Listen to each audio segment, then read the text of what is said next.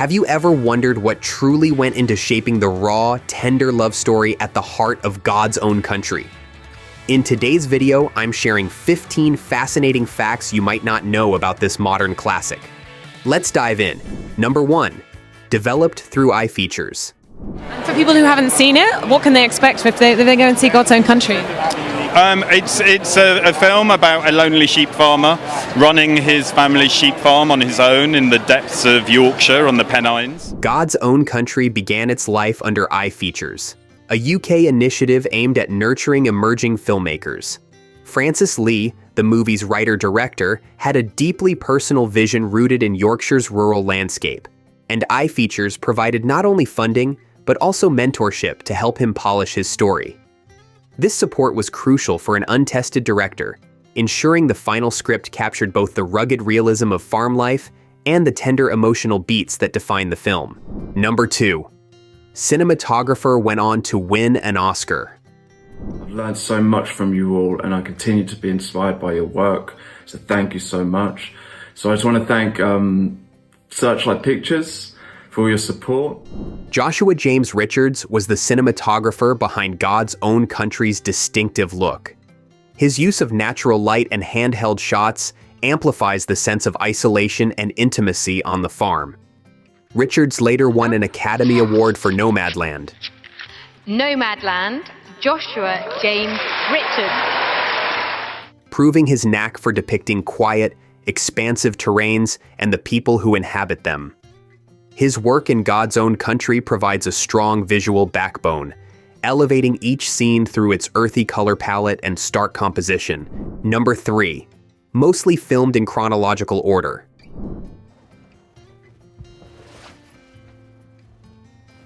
It's a bit of a mid-in, like. That thing unfolds out in a way. Unusually, Francis Lee chose to shoot most scenes in the order they appear in the script. Doing so allowed Josh O'Connor, Johnny, and Alex Sekarianu, George, to experience their characters' growing bond in real time. This approach helps convey Johnny's guarded transformation from an emotionally distant young farmer into someone willing to trust and love. Filming chronologically also helped the actors capture each subtle shift, lending the romance a fresh, immediate quality that resonates throughout the movie. Number 4. Limited rehearsals for key moments. To maintain spontaneity, Lee avoided over-rehearsing certain pivotal scenes. Instead, he wanted raw, instinctive reactions, especially during moments of confrontation or intimacy. This decision pushed the actors to remain fully engaged, responding to each other's emotional cues rather than reciting memorized steps. In a film with sparse dialogue, these unfiltered reactions make every glance and movement more potent, accentuating the tension and tenderness at the core of Johnny and George's relationship. Number 5. Ian Hart's Harry Potter connection.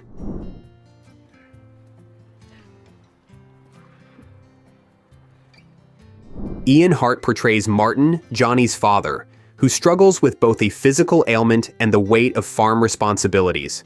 Many recognize Hart from Harry Potter and the Philosopher's Stone, where he played the timid Professor Quirrell.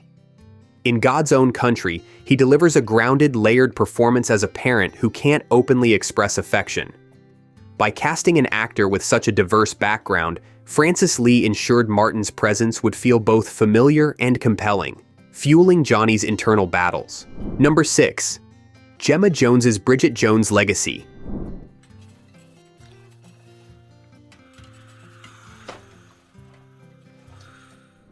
Gemma Jones, famously known as Bridget's mom in the Bridget Jones films, takes a more understated role here as Deidre, Johnny's grandmother. Though quieter, she's a vital pillar in the household, running the farm and caring for her family with a stoic warmth. This casting brought a gentle maternal energy to balance the film's harsher elements. Deidre is the silent anchor, someone who sees Johnny's struggles and George's potential long before the two young men grasp it themselves. Number 7. Josh O'Connor's breakout.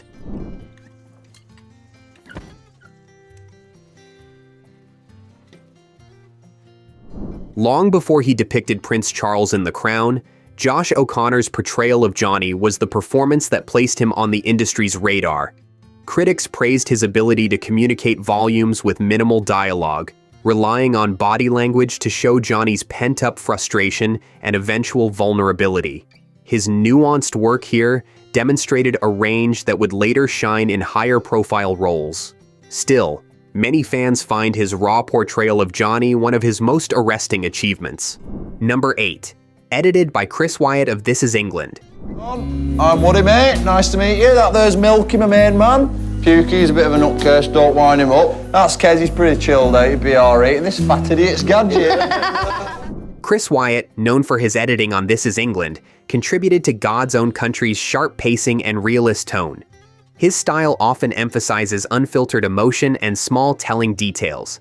In this film, that meant focusing on everyday tasks like mucking out a barn or birthing lambs while building up the characters' deeper conflicts. This naturalistic editing approach enhances the film's sense of real life unfolding on screen, letting the rural setting serve as a backdrop for both tension and tender connection. Number 9. Yorkshire accents required subtitles abroad. For international viewers, the thick Yorkshire accent proved challenging, prompting the use of subtitles in some regions. This raw dialect is part of what grounds the story so firmly in its specific locale. Francis Lee refused to dilute local speech patterns, believing it was crucial to depict the region's authenticity. Despite initial hurdles for some audiences, the film's honesty in language became a hallmark of its appeal, adding texture to the portrayal of Johnny's guarded world. Before we jump into the next facts, don't forget to click the join button right below this video. You'll get exclusive early video releases, connect with fellow film enthusiasts, and discover more hidden gems in LGBTQ+ cinema. Your support truly matters and helps us bring you in-depth film insights. Number 10. Praised as one of the great LGBTQ+ films. So the winner of Best British Independent Film goes to God's Own Country. Upon release, God's Own Country gained immediate recognition as a standout in contemporary LGBTQ+ cinema. Major publications included it in lists of the best queer films, applauding its nuanced portrayal of two men falling in love amid unyielding farm work and social isolation. Unlike more polished romances, this movie revels in the mud, sweat, and biting wind, showing real challenges that enrich the emotional journey. Its down-to-earth depiction resonated with viewers longing for stories that escape the usual cliches. Number 11. BAFTA nomination for Outstanding British Film. Has really resonated with people, and that people have really responded to it on such a great emotional and personal level. The film's impact was further confirmed by its BAFTA nomination for Outstanding British Film. Competing against major contenders, God's Own Country held its own, underlining the storytelling power independent cinema can achieve. Even without a massive budget, it tackled complex themes of desire, responsibility, and cultural barriers with such honesty that the British Academy took note. For a relatively small production, this acknowledgement solidified its place in the UK's cinematic canon. Number 12. Triumph at the British Independent Film Awards. Beyond BAFTA, God's Own Country triumphed at the British Independent Film Awards, BIFAs. The film's intimate storytelling and unflinching performances garnered multiple nominations and wins, with Josh O'Connor taking home Best Actor. Josh O'Connor for God's Own Country. The BIFAs honor productions that push boundaries and demonstrate creative vision, and Francis Lee's debut exemplified both.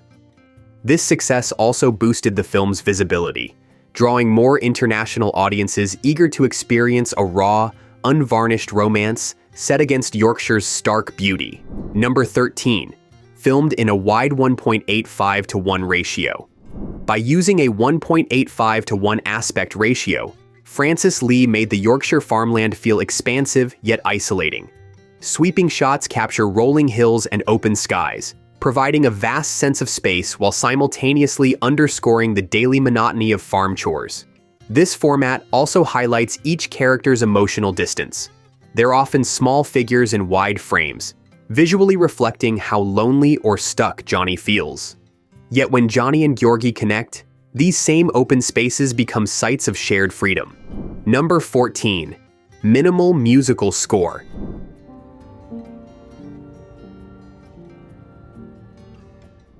Instead of layering in a lush soundtrack, the film opts for mostly natural sound sheet bleeding. Wind rustling through grass, and the dull thud of boots on muddy ground. This sparse approach keeps the focus on the actor's body language and expressions, allowing tension or tenderness to emerge organically.